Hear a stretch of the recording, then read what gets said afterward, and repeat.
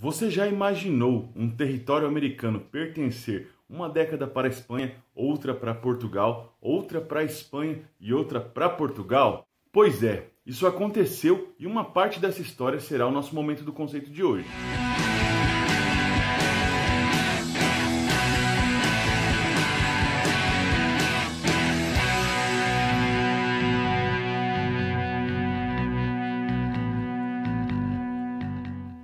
Fala pessoal, tudo bem? Eu sou o professor Bruno Tulux e hoje no momento do conceito o nosso assunto será Tratado de El Pardo, um acordo firmado entre as coroas de Portugal e Espanha e que foi assinado em 12 de fevereiro de 1761. O século XVIII como um todo foi bastante tumultuado, tanto para Portugal quanto para a Espanha, quando nós começamos a pensar na definição dos limites coloniais, tanto na Ásia quanto na América. As incertezas geradas pela posse de determinados territórios no interior desses continentes acabaram por criar uma série de tratados, especialmente em meados do século XVIII, quando em 1750 nós temos a criação do primeiro tratado limítrofe que buscava regulamentar essas mútuas invasões de Portugal e Espanha aos territórios coloniais americanos e asiáticos.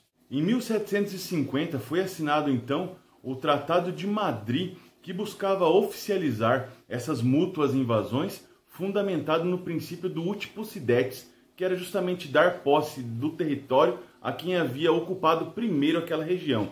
E no caso da América, ele buscava regulamentar os territórios de Sete Povos das Missões, de Colônia do Sacramento, do Mato Grosso e da Amazônia, colocando um limite, evidentemente que era um limite criado por Portugal e Espanha, sobre qual coroa da Europa seria legitimada como verdadeira possuidora desses territórios.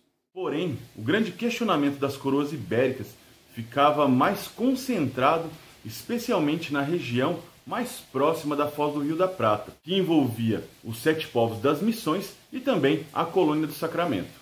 Essa compreensão foi possível a partir do entendimento de que já em 1752, 2 anos depois da assinatura do Tratado de Madrid, a lei elaborada para manter a harmonia entre os povos na região não foi cumprida, justamente porque a indisposição entre a troca realizada pelas coroas ibéricas relativa ao território de Sete Povos das Missões e Colônia do Sacramento não foi devidamente efetuada, gerando uma relação muito conflituosa entre esses dois governos ibéricos estabelecidos na região. Essa situação conflituosa acabou gerando dois novos elementos, dois novos fatos históricos que acabaram aumentando ainda mais a tensão entre Portugal e Espanha na América.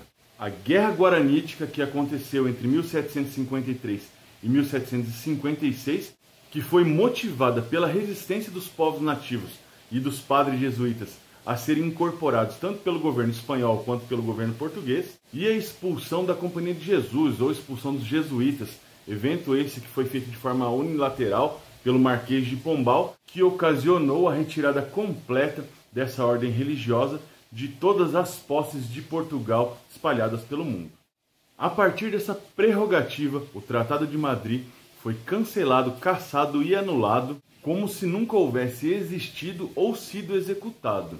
Era exatamente dessa forma que estava descrito a nova lei criada para substituir o Tratado de 1750. Esse novo tratado, assinado na cidade espanhola de Pardo e que passou a ser conhecido como Tratado de El Pardo, foi um novo acordo entre Portugal e Espanha que anulava todas as disposições sobre Ásia ou a América relativas às posses de Portugal e Espanha. E é interessante perceber que ele revogava absolutamente tudo o que havia sido descrito pelo Tratado de Madrid e retornava ao estágio anterior de demarcação dos limites coloniais, retomando aquilo que poderia estar mais próximo, inclusive, do Tratado de Tordesilhas, lá do século XV.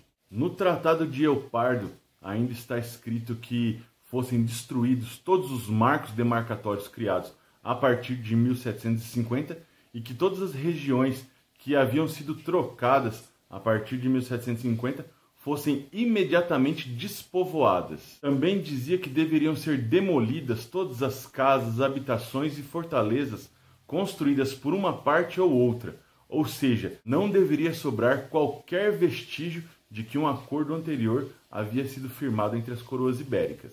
Resumidamente, nós podemos entender então que o Tratado de Euppardo tornava nula qualquer disposição criada pelo Tratado de Madrid e qualquer forma de conveniência ou de acerto entre Portugal e Espanha relativa à posse do território. Lembrando que o Tratado de Madrid ele foi criado justamente para tentar promover a amizade e a harmonia entre os povos que haviam se estabelecido nessas regiões coloniais.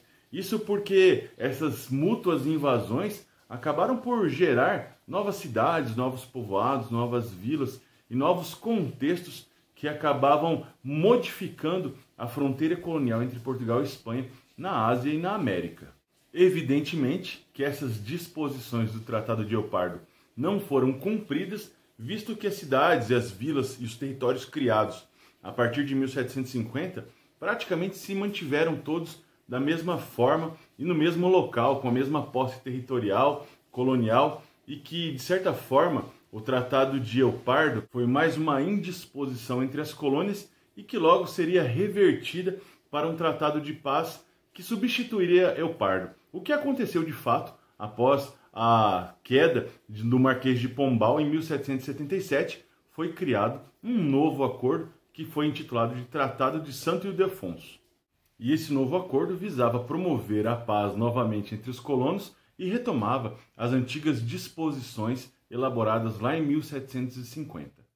Esse foi o nosso vídeo de hoje. Eu espero que você tenha gostado e que tenha aprendido um pouco mais sobre a evolução da demarcação das fronteiras coloniais no interior da América e que diz muito sobre a questão fronteira entre Portugal e Espanha, não só no Brasil, mas também na Ásia, em outras regiões da América do Sul, e que acabam promovendo uma grande transformação de tudo aquilo que hoje nós conhecemos como os limites nacionais de Brasil e os demais países latino-americanos. Então, se você gostou, recomenda para um amigo, compartilha com alguém, faça uma reflexão sobre esse assunto, sobre esse tema, que eu tenho certeza que vai ser muito enriquecedora para você nesse momento. Beleza? Então é isso aí, se você assistiu até aqui, muito obrigado. Semana que vem voltaremos com um novo vídeo do Momento do Conceito.